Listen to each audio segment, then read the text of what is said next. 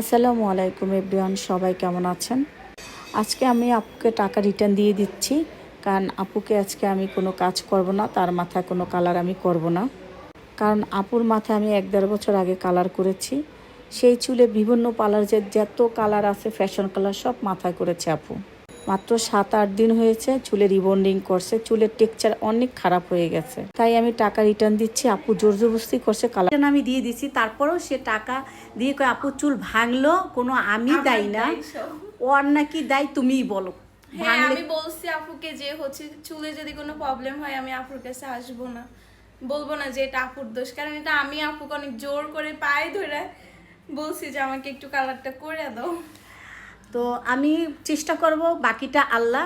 চেষ্টা করব তোমাকে কালার করার জন্য, কিন্তু আমি চাই না। তারপরে ও জোর করার কারণে আমি কালারটা করছি, রিস্ক নিয়েই করছি। যাই হোক, আল্লাহ ভরসা, তা আমাদের সাথে থাকেন।